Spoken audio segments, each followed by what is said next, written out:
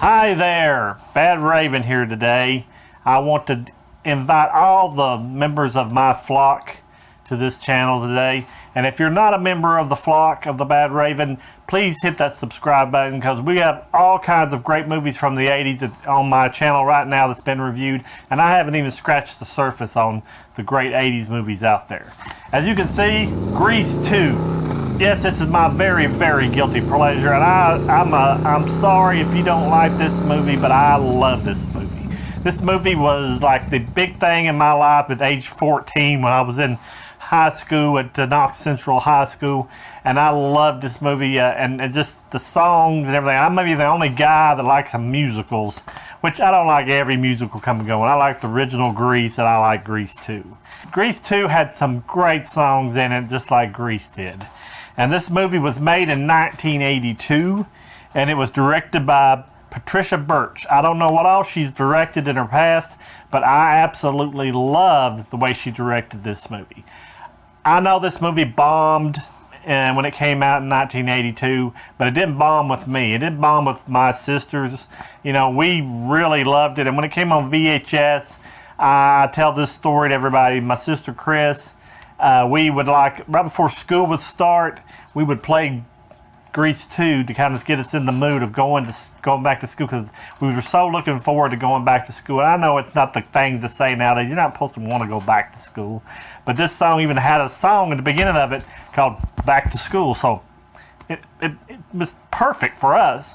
We just totally would throw the movie in there like the next day was going to be school, and we just got hyped about going back to school. And it's not just a musical. It tells a story. It tells a story about Maxwell Caulfield's character, Michael.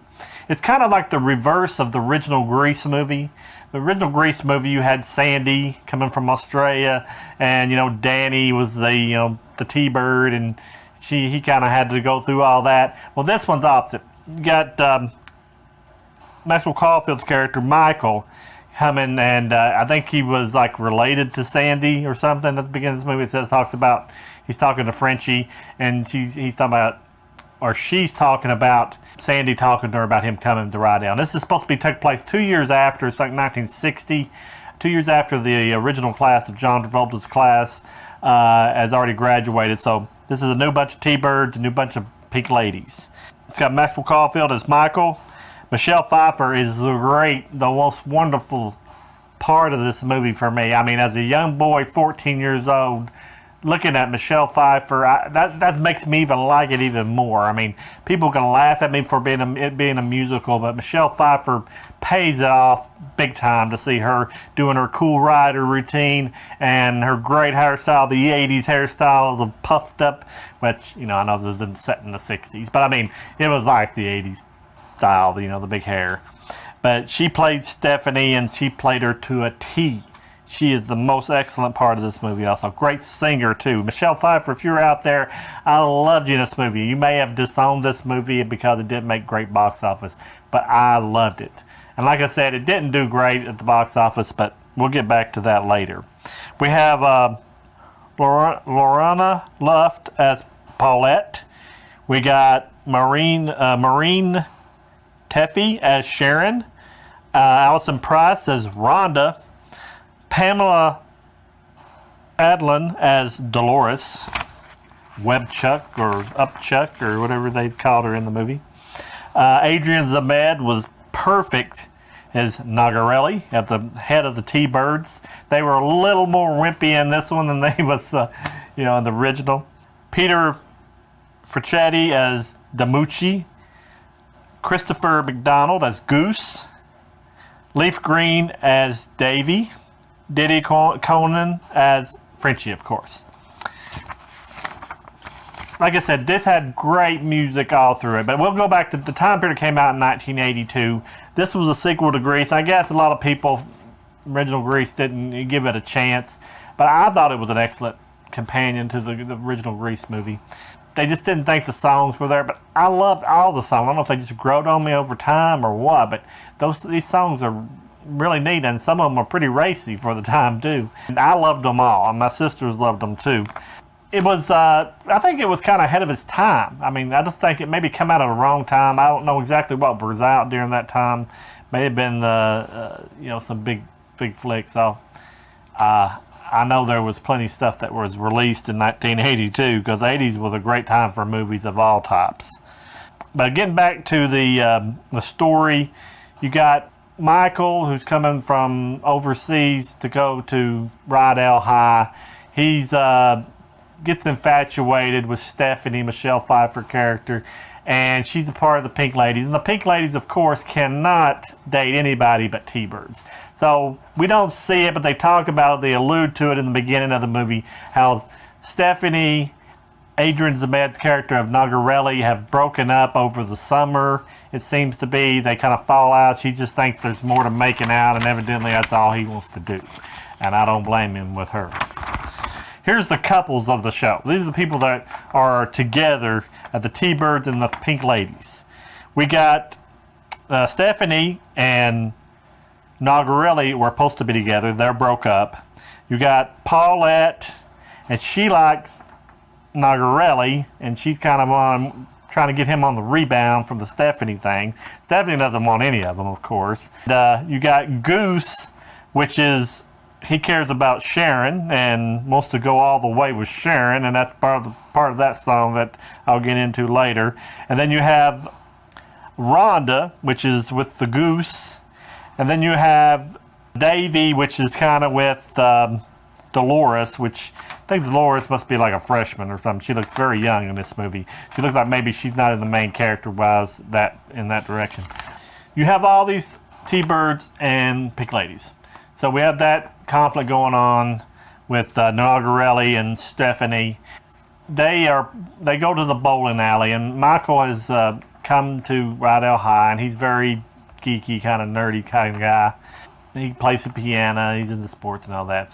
They get at the bowling game, and of course you got the big "we're gonna score tonight" theme going, and you got all of the different people dancing with the bowling balls, and it's a great big number, and it's really good. Okay, at the end of it, he kisses not Stephanie, but he kisses Paulette. And then he said he wants the trophy for best score, and he wants to kiss, Nagarelli wants to kiss Stephanie, and she gets mad. She's like, he said, you're my trophy. She said, I'm not nobody's trophy. Anyway, she said, I can kiss whoever I want, whenever I want. She said, I can kiss the next guy that comes in that door. And of course, that old man comes through the door, and Nagarelli says, go ahead, kiss him. But when she gets to the doorway, lo and behold, who walks through the door? Michael. Plants one on him, and he's totally in love with her from then on. And she doesn't really mean anything about it at the time. She just wants to make a point with Nagarelli. Of course, that causes a conflict in the movie. Throughout this movie, there's great different stories, different songs. I'm going to find the songs right here, and we're going to tell you all the different ones that they sing in this movie. Of course, you got the great at the beginning of the movie that me and my sister Chris love is the Back to School Again, where everybody's dancing around and they're having a big time, having the dread to go back to school. Then you have Cool Rider, which is Michelle Pfeiffer's claim to fame in this movie. Her great song about wanting a bad boy. She's wanting the bad boy on the motorcycle, and she wants because Michael is really wanting to take her out really bad, and she just don't want to settle for an average guy. She wants the Cool Rider, and she does a great scene. She's on a ladder. She's got the black jacket. She's doing the wild leg, funky chicken look, I guess you could say. She really does a great job in that song. Then you got the Score Tonight, which is at the bowling alley, which I told you about, and they do the whole big finale right in there in the bowling alley on the lanes and all the different people, the couples coming together. It's just a really cool scene and really well done, and well dancing and musical wise and singing is awesome.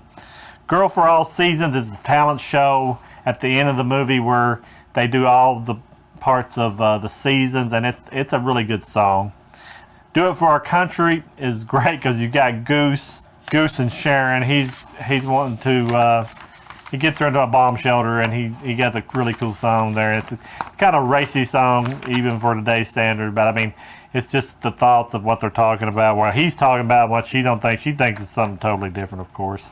And then you have Who's That Guy, where Michael has finally decided to become this cool cat and get a motorcycle and dress in black and be the cool rider that Stephanie wants, but her not knowing who it is. They're all trying to figure out who he is, and he's like doing all kinds of different tricks on his motorcycle and going against the Balmuto and his group of bad guys from the original Grease. It's actually in here. It's a really good song, well done. Then we have Prowlin', which is the song the T-Birds do at the talent show, and it's funny. The guys do a good job with that, and they like set in a grocery store type setting, and it's really fun and risque all at once, I guess. Reproduction has no introduction right there, because it's pretty much what you think it's about. They're in biology class, I guess you could say, and they're learning about the facts of life, of course. And it's a really funny song. The lyrics are really, really out there, but it's still a good song. Charades is sung by Michael, where he's like hiding behind his persona so much in the movie. He sings this song. That's the only song that's really weak on this one, because it's like he must not can really sing really good in the movie. They must have got him more for his look and his acting than his singing, because it's like they pump up his voice in it, but you still can barely hear him. I still like the words of the song. It's just he's not I guess it's him singing. It's just not very well done as far as that goes. Love Will Turn Back the Hand of Time. Stephanie sings this about him. She thinks he's dead at the talent show, and so she's like singing a song about him being in heaven on his motorcycle. She still don't know it's Michael. It's a really good song. I know all the lyrics for this song. It's just a really heavy song for her, thinking he's gone. It's sad, of course, and it's just really cool, well done with the heaven scenes, them riding. I like movies where they have like a collage of the music playing and all the stuff they did in the movie. Well, they do a really good with that. Rock Luau, whatever, I didn't like it at all. I mean, it's done at the very end of the movie. Didn't care much for that song. We'll Be Together is another great one, like the end of Grease's version of that type of song. We'll Be Together is really cool, and I like the way they wrap up the whole movie with it, and it just knocks you out. But like I said, the movie is him coming over. He falls in love with Stephanie. Stephanie doesn't want an ordinary guy. She don't want to be with the T-Birds either. You got all the stuff going on with high school. You got all the kids going through their different love lives with their partners and stuff. And that's why I like it, because the human factor, because I was a young kid and I wanted to be dating. I wanted to be going through crazy stuff like these kids were. And I was no way, shape, or form going to be able to do that kind of stuff at that age. But it was just neat. I like movies of coming of age. I like how they interact with each other. I love the seeing them, their ups and downs, and it just really pays off at the end of the movie. And then everybody gets together, everybody gets along at the end. That's my type of movie. I like that. I like the conflict at the beginning. I like to have the way they resolve it at the end. And it just all is just tremendous. And like I said, I think Michelle Pfeiffer did a great job. I think Maxwell Caulfield did a great job. Adrian Zmed did a great job. They had all well respected in this movie. I don't know why it didn't do good at the box office. Like I said, it must be timing, and it was following a great movie like Grease, and it's hard to follow a classic like that and be as good. But I think it in its own way, it was really good. Not that you could take anything away from Grease. I mean, Grease 2, I think, was its own movie. It could have been its own movie if it wanted to be, but they used all the different, the characters. But, as far as the Pink Ladies and T-Birds and Rydell High, so it had to be a sequel. I really loved it, and it's one of my most guiltiest pleasures out there, and I don't know why.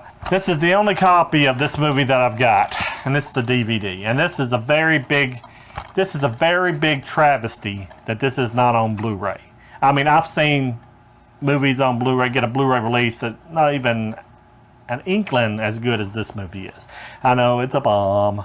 There's fans out there. I know I've seen them on YouTube, and I see them on all other types of sites on the internet, so I know there's fans out there. This is the inside. I do like the artwork. I do like the covers of this movie.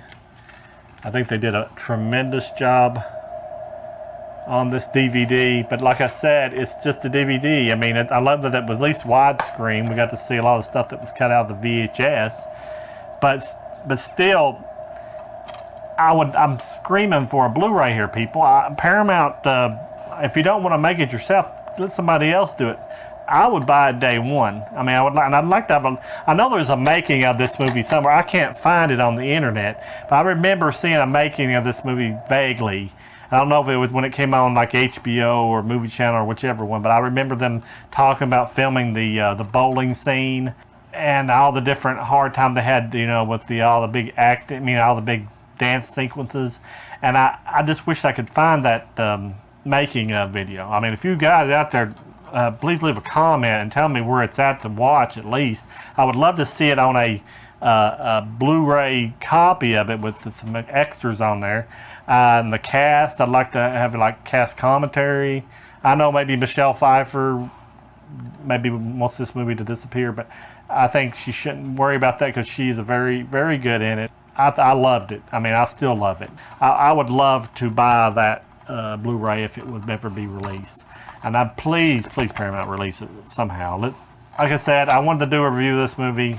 I want to do it before even the first Grease movie, the review that I've not done yet. But I really like this movie. I think you can't go wrong with it. So leave a comment about it. Tell me about it. Tell me about your hate about it or your love about it. I really loved it, and I think you would love it too. Just give it a chance. We'd like to thank you for watching. Remember, the Bad Raven is your friend, and come back and become a Flock member by subscribing to my channel. We would greatly appreciate it. And the video is probably running pretty long, so I'm gonna let you go, and we'll talk to you later. And goodbye.